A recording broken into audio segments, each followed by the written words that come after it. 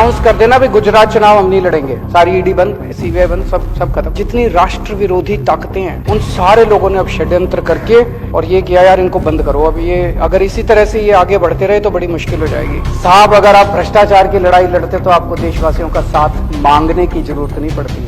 जैसे serial killer का pattern होता है ना, वैसे उसी पैटर्न सेम पैटर्न है। बुंदेलखंड एक्सप्रेस उद्घाटन करने के 5 दिन के बाद वो धंस गया। इससे बड़ी बेइज्जती नहीं हो सकती देश की। मेरे यहाँ अगर कोई होता ना दिल्ली में ऐसी तैसी कर देता।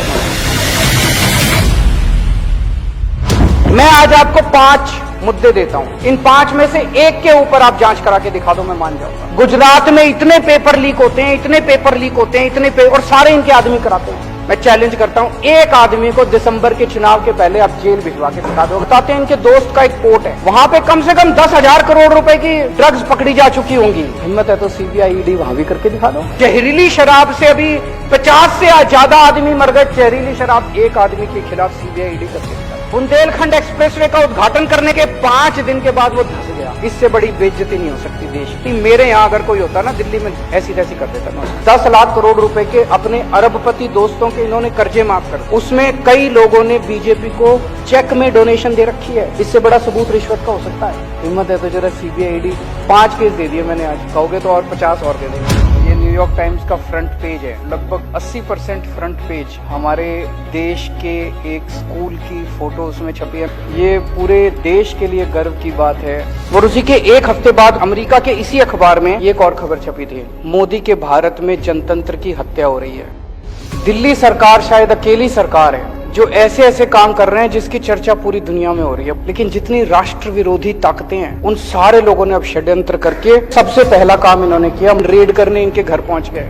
14 घंटे तक रेड करी, अठन्नी भी नहीं मिली। अगले दिन मनीष सिसोदिया जी के पास इनका कोई आदमी संदेश भेजता है कि आप केजरीवाल का साथ छोड़ दो, आम आदमी पार्टी की सरकार अब गिराने जा रहे हैं बहुत जल्दी, आपको हफ्ते 10 दिन के अंदर दिल्ली का मुख्यमंत्री बना देंगे। उसके बाद जब ये नहीं चला तो फिर आप लोगों के पास आए। 40 एमएलए हमें चाहिए, 40 एमएलए तोड़ने हैं, 20-20 करोड़ रुपए एक को देंगे। 800 करोड़ रुपए इन्होंने कहीं रख रखे, कोई नहीं टूटा।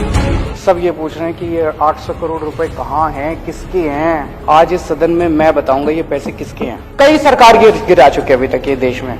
सेम पैटर्न हर जगह यही चल रहा है। पहले ये सीबीआई और ईडी के केस लगाते हैं 4-5 के खिलाफ, तो दूसरे वाले सारे डर के जिन्होंने गलत काम कर रखे होते हैं तो सारे इनके पास आ जाते हैं, फिर ये तोड़ लेते हैं, फिर ये सरकार गिरा देते। 277 एमएलए खरीद चुके हैं। दिल्ली में अभी रेट 20 करोड़ का था, 20 करोड़ के हिसाब से खरीदा तो 277 एमएलए के लिए इन्होंने 5,500 करोड़ रुपए खर्च किए।